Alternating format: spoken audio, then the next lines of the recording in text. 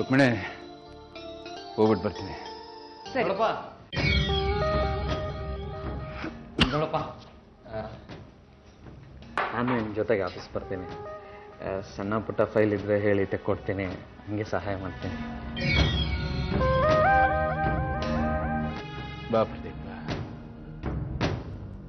ಅಲ್ಲಿ ಕೇಳೋದೇನಿದೆ,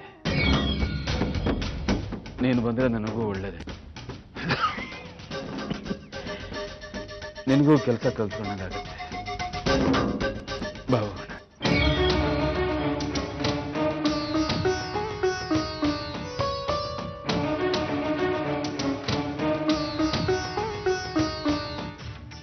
ನಿನ್ನೆ ವಿಶ್ವ ಫೋನ್ ಮಾಡಿದ್ರು ಅಂತ ಹೇಳ್ತಿದ್ದಾರೆ.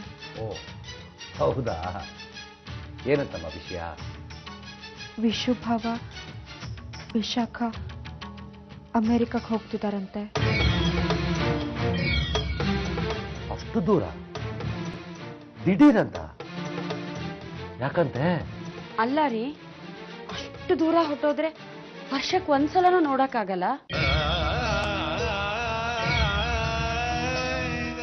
ಹಾಗಂತ ಅವಳ ಗಂಡ ಅಲ್ಲಿ ಕೆಲ್ಸಕ್ಕೆ ಸೇರಿದ ಮೇಲೂ ನಾವು ವಿಶಾಖನ ಇಲ್ಲೇ ಅಂತ ಹೇಳಕ್ ಸಾಧ್ಯನಾ?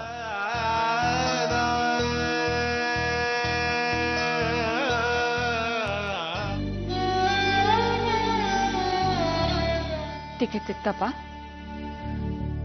ಮನೆ ಬಿಟ್ಟು ಹೋಗೋದಕ್ಕೆ ತುಂಬಾ ಖುಷಿ ಅಲ್ವಾ ನಿನ್ಗೆ? ಅಮ್ಮ, ನೀನ್ ಅಮೆರಿಕದಿಂದ ಬಂದಾಗ ಸಂತೋಷವಾಗಿದ್ದೆ. ನನ್ ಮಗ ಬಂದ, ಇನ್ನೆಲ್ಲ ಕೆಲಸಗಳನ್ನ ನೋಡ್ಕೊಂಡು ಹೋಗ್ತಾನೆ ಅಂತ ನೆಮ್ಮದಿಯಾಗಿದ್ದೆ. ಆದ್ರೆ ನೀನು ಅಮ್ಮ, ನಾನು ಏನ್ ಮಾಡ್ಲಿ? ನಿನ್ ಜಾಬ್ ಇದೆ ಅಂತ ನನಗೆ ಗೊತ್ತು. ಆದ್ರೆ ಇಲ್ಲಿ ಮಗನಾಗಿ ನಿನ್ ಕೆಲಸನ ಯಾರು ಮಾಡೆ? ನೀನ್ ಅವಳಿಗೋಸ್ಕರ ಅಮೆರಿಕಕ್ಕೆ ಹೋಗ್ತಿಲ್ಲ ಅನ್ನೋದಾದ್ರೆ, ಬೇರೆ ಕಾರಣನೇ ಇದೆ ಅನ್ನೋದಾದ್ರೆ, ನೀನ್ ಇಲ್ಲೇ ಯಾಕಿರ್ಬೇಕು ಅನ್ನೋ ಕಾರಣನ ನಾನ್ ಹೇಳ್ತೀನಿ. ಈ ವಿಷಯ ನಿನಗೆ ಗೊತ್ತಾದ್ರೆ ನೀನ್ ಖಂಡಿತ ಮನೆ ಬಿಟ್ಟು ಹೋಗಲ್ಲ. ಇತ್ತೀಚೆಗೆ ನಿಮ್ಮಪ್ಪ ಹೇಗಾಗಿದ್ದಾರೆ ಅಂತ ನೋಡಿದ್ಯಾ ನೀನು? ಅವ್ರ ಆರೋಗ್ಯ. ರುಕ್ಮಿಣಿ, ಸುಮ್ಮನೆ ಇರು. ವಿಶು, ಅವಳು ಮಾತಿ ತಲೆ ಕೆಡಿಸ್ಕೋಬೇಡ. ಅವಳಿಗೆ ನೀನಿಲ್ದೆ ಇರೋಕ್ಕಾಗಲ್ಲ ಅನ್ನೋದನ್ನ ಹೀಗೆ ಹೇಳ್ತಿದ್ದಾಳೆ. ಬಂದೆಮ್ಮ. ಹಲೋ ಅಮ್ಮ, ನಾನು ವಿಶಾಖ. ವಿಶಾಖ ಮಗಳೇ, ಅಮೆರಿಕಕ್ಕೆ ಹೋಗ್ತಿದ್ದೀರಂತೆ, ಹೌದಾ? ಅಮ್ಮ, ನನಗಷ್ಟು ದೂರ ಹೋಗಕ್ಕೆ ಇಷ್ಟ ಇಲ್ಲ. ನಾನು ಇಲ್ಲೇ ಇರ್ಬೇಕು. ಅಲ್ಲಿ ನಮ್ಮವ್ರು ಅಂತ ಯಾರಿದ್ದಾರೆ ಹೇಳು?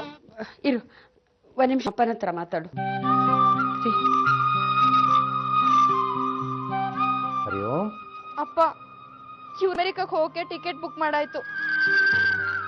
ನಾನು ಎಷ್ಟು ಬೇಡ ಅಂದ್ರೂ ಕೇಳ್ತಾ ಇಲ್ಲ. ನನಗೆ ಹೋಗಕ್ಕೆ ಇಷ್ಟ ಇಲ್ಲಪ್ಪ. ಮಗಳೇ ವಿಶಾಖ, ನಿನ್ನ ದುಃಖ ನಂಗೆ ಅರ್ಥ ಆಗ್ತಾ ಇದೆ ಅಮ್ಮ. ಆದ್ರೆ ಈ ವಿಚಾರ ಅವ್ರ ಹತ್ರ ನಾನು ಹೇಗೆ ಮಾತಾಡಕ್ ಸಾಧ್ಯ ಅಮ್ಮ? ನೀನೇ ಹೇಳು. ಅಪ್ಪ, ಅವ್ರ ಹತ್ರ ಅಲ್ದಿದ್ರು ಮಾವನ ಹತ್ರ ಆದ್ರೂ ಮಾತಾಡಿ. ಸರಿ ಕಂದ, ಮಾಡ್ತೀನಮ್ಮ.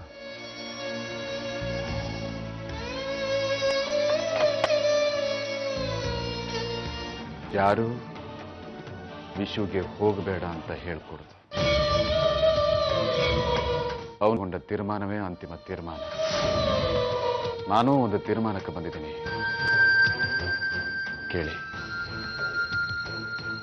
ನಮ್ಮ ವಂಶದ ಹಿರಿಯರು ನೂರಾರು ವರ್ಷಗಳ ಹಿಂದಿನಿಂದ ದೇವಸ್ಥಾನಗಳನ್ನು ನಡೆಸಿಕೊಂಡು ಬಂದಿದ್ದಾರೆ.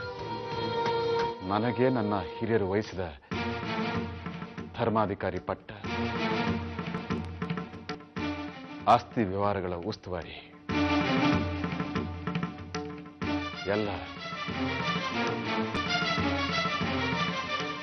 ಪ್ರದೀಪನಿಗೆ ವಹಿಸ್ತಾ ಇದ್ದೀನಿ.